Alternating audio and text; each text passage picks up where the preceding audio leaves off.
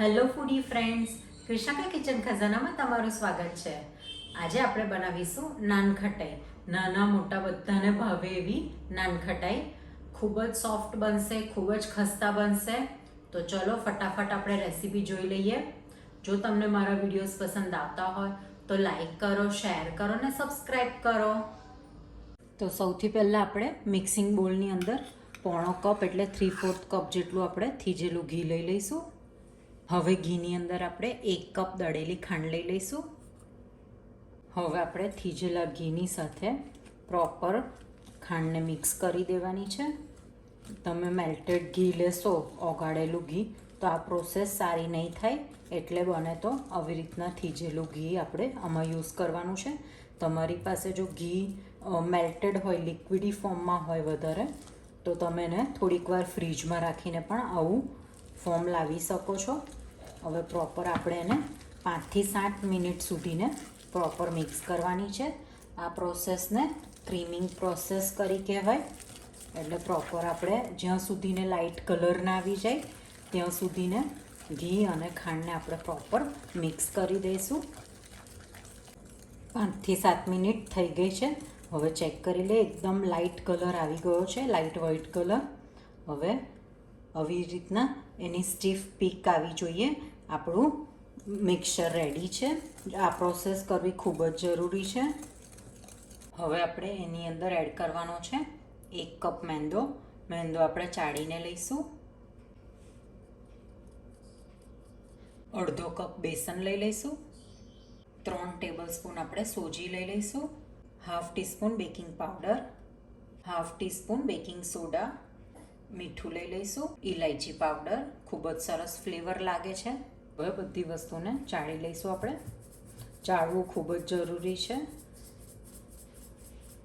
હવે આ બધી વસ્તુને પ્રોપર આપણે મિક્સ કરી લઈશું. તો પ્રોપર મિક્સ થઈ ગયું છે. હવે આપણે આને 15 મિનિટ ફ્રીજમાં સેટ કરવા માટે રાખીશું. ડો જ્યાં સુધીને આપણો 15 મિનિટ ફ્રીજની અંદર સેટ થાય ત્યાં સુધીને આપણે ટ્રે રેડી કરી દઈએ. અત્યારે એકદમ લાઇટ ગ્રીસિંગ કરી લઈશું ટ્રેની ઉપર. હવે એની ઉપર બેકિંગ પેપર, પાર્ચમેન્ટ પેપર આપણે લગાવી લઈશું. હવે પેપર પર પણ થોડું આપણે ગ્રીસિંગ કરી લઈશું. પેપર સરસ ગ્રીસ કરી લીધું છે. હવે 10 મિનિટ માટે મેં અવનને પ્રીહીટ કરવા પણ રેડી કરી દીધું છે. 15 મિનિટ થઈ ગઈ છે. ફ્રીજમાંથી ડો કાઢી લીધો છે, ખૂબ જ સરસ સેટ થઈ ગયો છે. હવે આપણે એક વખત હાથેથી આપણે મિક્સ કરી લઈશું પ્રોપર. હવે આપણે એના નાના નાના બોલ્સ બનાવવાના છે.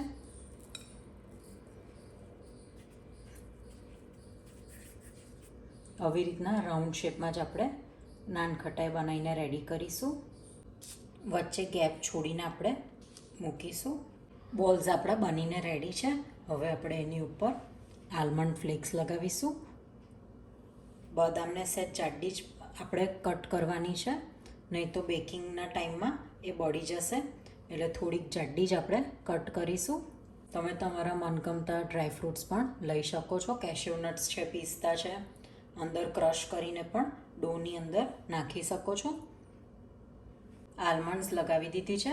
હવે આપણે બેક કરવા રાખીશું. બેકિંગ કરતાં પહેલાં આપણે 10 મિનિટ એને પ્રીહીટ કરી દીધું છે. હવે આપણે વચલા રેકની અંદર મૂકીશું. 180 ડિગ્રી સેટ કરીશું અને 20 મિનિટ બેક કરવા માટે એનો ટાઈમ રાખીશું. બેકિંગ થઈ 20 મિનિટ થઈ ગઈ છે. હવે આપણે એને કાઢી લઈશું. હવે બેકિંગ ટ્રેને આપણે રેકની ઉપર લઈ લઈશું. 10 થી 15 મિનિટ સુધીને આપણે નાનખટાઈને ટ્રેની અંદર જ રહેવા દેવાના છે. આપણે એને ઠંડુ થવા દઈશું.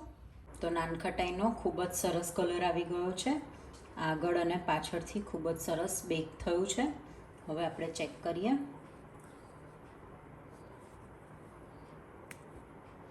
એકદમ સરસ ખસ્તા નાનખટાઈ બનીને રેડી છે.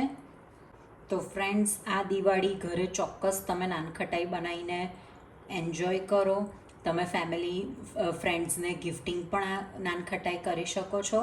પ્લીઝ કમેન્ટ કરો કે હવે નેક્સ્ટ રેસીપી નાનખટાઈની કઈ ફ્લેવરની હું લઈને આવું. હવે આને સર્વ કરી લઈશું. રેડી છે આપણી હોમમેડ નાનખટાઈ. તો ફ્રેન્ડ્સ, આ દિવાળીએ ચોક્કસ ઘરે બનાવો, ખાઓ, ખિલાઓ ઓર ખુશ રહો.